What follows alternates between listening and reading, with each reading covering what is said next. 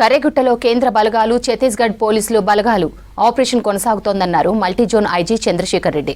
కరేగుట్టపై జరుగుతున్న ఆపరేషన్కు తెలంగాణ పోలీసులకు ఎలాంటి సంబంధం లేదన్నారు. తమకు కేంద్ర పారామిలిటరీ బలగాలు ఎలాంటి సమాచారం అందించలేదన్నారు.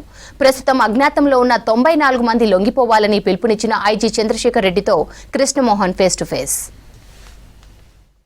తెలంగాణ ఛత్తీస్గఢ్ సరిహద్దు కరేగుట్టలో ఓవైపు యుద్ధ వాతావరణం నెలకొంటే మరోవైపు తెలంగాణ పోలీసులు మాత్రం మావోయిస్టుల లొంగుపాటు వైపు ప్రయత్నాలు చేస్తున్నారు. అందులో భాగంగానే multi zone IG Chandrasekhar Reddy ముందు 14 మంది నక్సల్స్ లొంగిపోయారు. మొన్న కూడా ములుగులో మరో 22 మంది నక్సల్స్ లొంగిపోయారు.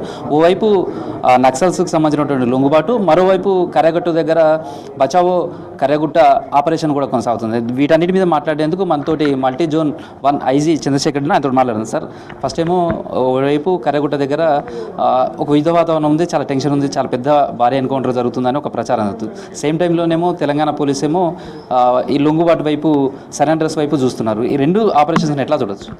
ఇప్పుడు తెలంగాణ రాష్ట్రం వరకు ఆలోచిస్తే ప్రభుత్వం తరఫున మాత్రం మేము ఈ మావోయిస్టు హింసాయుతమైన ఉద్యమాన్ని వదిలి జనజీవన స్రవంతిలో కలవడానికి వస్తే వారిని మేము సాధారణంగా ఆహ్వానించి వారికి ప్రభుత్వం తరఫున కూడా వారి ర్యాంక్, వాళ్ళ హోదాకు తగ్గట్టుగా రివార్డ్ అమౌంట్ కూడా వెంటనే ఇవ్వడం జరుగుతుంది. ఇచ్చి వారికి అన్ని విధాలుగా మేము పునరావాసం కావచ్చు, ఇంకా ఇతర ఎట్లాంటి సమస్య ఉన్నా సరే మేము చేయూతనిస్తున్నాము. కాబట్టి మేము ఎక్కువగా మేము ఈ వాళ్ళను సరెండర్ అయ్యే విధంగా ప్రోత్సహిస్తున్నాము. ఇప్పటివరకు సరెండర్ అయినటువంటి వాళ్ళలో ఏ కేడర్ వాళ్ళు ఎక్కువగా ఉన్నారు? ఇంకా మన రాష్ట్రంలో ఎంతమంది యూజీస్ ఉన్నారు అనుకుంటున్నారు? వాళ్ళకు మీ వైపు నుంచి ఏం అప్పీల్ చేస్తారు? ఇప్పుడు ఈ సంవత్సరంలో ఇప్పటివరకు 250 మంది సరెండర్ అయ్యారు. అయితే ఇందులో ఎక్కువ మంది ఛత్తీస్గఢ్ రాష్ట్రానికి చెందినవారు, అంతా ఎక్కువగా గిరిజనులు. అయితే వాళ్ళు అక్కడ పనిచేసినప్పటికీ కూడా మేము రాష్ట్రాంతో సంబంధం లేకుండా ఎవరైనా రావచ్చని ప్రోత్సహిస్తున్నాము.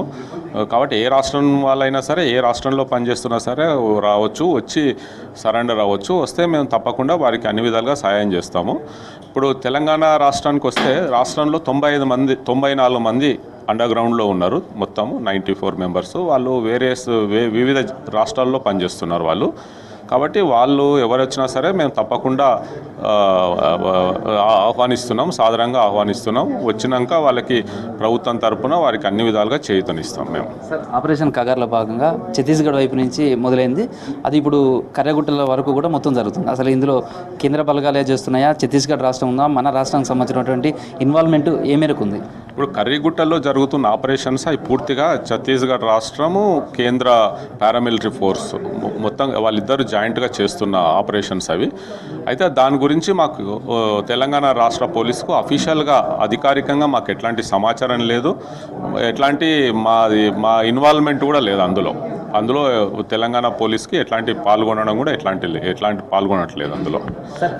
కర్రగుట్టకు సంబంధించి మన వైపు అంటే వెంకటాపూర్ కావచ్చు, వాజేడు కావచ్చు, తర్వాత గోదావరి తీర ప్రాంతం 35 కిలోమీటర్ల మేర ఇదంతా కూడా కర్రగుట్ట ఉంది. ఇప్పుడు జరుగుతున్నటువంటి ఆపరేషన్స్తో వాళ్ళంతా కూడా ఇటువైపు రావచ్చు, నక్సల్స్ కూడా అనేది కూడా ఉంది. మన వైపు నుంచి కూంబింగ్ కానీ ఆపరేషన్స్ కానీ ఎట్లా జరుగుతున్నాయి? అటువైపు నుంచి ఇప్పటివరకు ఎందుకు తెలంగాణ పోలీస్ తోటి షేర్ చేసుకోలేదు? సరే, అది వారి నిర్ణయం అది. కానీ తెలంగాణ వైపు మాత్రం మేము ఎప్పుడు ప్రతిరోజు చేస్తున్న విధంగానే మా డ్యూటీ మేము చేస్తున్నాం, అప్రమత్తంగా ఉన్నాం మేము. ఇప్పుడు మా పోలీస్ స్టేషన్స్లో కూడా సిఆర్పిఎఫ్ బలగాలు ఉన్నాయి.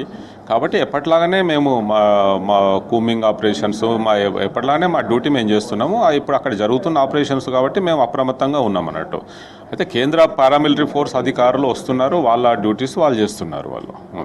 ప్రస్తుతం అంటే ఛత్తీస్గఢ్ నుంచి వచ్చినటువంటి ఎవరెవరు అధికారులు వచ్చారు, తర్వాత కర్రగుట్ట ప్రాంతంలో వెంకటాపూర్ కావచ్చు, బాజేడు దగ్గర హెలిప్యాడ్స్ కూడా ఏర్పాటు చేశారు. తర్వాత అక్కడ అంటే మీ వైపు నుంచి అక్కడ ఎట్లా ఉన్నది, మీకున్న ఇన్ఫర్మేషన్? అంటే మాకు అధికారికంగా ఎట్లాంటి సమాచారం లేదు కాబట్టి మాకు పూర్తిగా నేను అధికారికంగా నాకు ఏం చెప్పలేము. కానీ మా అబ్జర్వేషన్ ప్రకారం అయితే అధికారులు, పారామిలిటరీ ఫోర్స్ అధికారులు వస్తున్నారు, వారి డ్యూటీస్ వారు చేస్తున్నారు.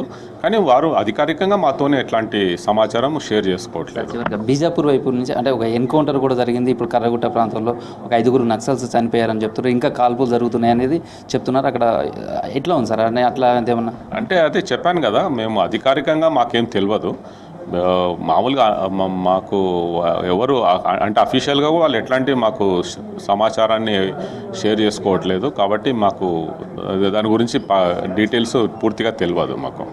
Thank you sir. ప్రస్తుతం అయితే తెలంగాణలో లొంగుబాటు వైపుకే పోలీస్ శాఖ ప్రయత్నాలు చేస్తుంది. సేమ్ టైంలో కర్యాగుట్ట జరుగుతున్నటువంటి ఆపరేషన్ అంతా కూడా కేంద్ర బలగాలు, అదేవిధంగా ఛత్తీస్గఢ్ రాష్ట్రాల నుంచి మాత్రమే జరుగుతుంది. అక్కడ జరుగుతున్నటువంటి ఆపరేషన్స్కి సంబంధించి తెలంగాణ పోలీసుకు ఏం ప్రమేయం లేదు. కాకపోతే అక్కడ సిఆర్పిఎఫ్ బలగాలు ఇవంతా కూడా జనరల్గా సెంట్రల్ ఫోర్స్ ఉంటుంది కాబట్టి అక్కడి నుంచి కేవలం కేంద్ర ప్రభుత్వం, ఛత్తీస్గఢ్ రాష్ట్రం మాత్రమే కర్యాగుట్టకు సంబంధించినటువంటి ఆపరేషన్స్ అంతా కూడా నిర్వహిస్తున్నారనేది ఐజీ చంద్రశేఖర్ రెడ్డి చెప్తున్నారు. Video journalist Dashrath, Krishnamohan, V6 news, Warangal.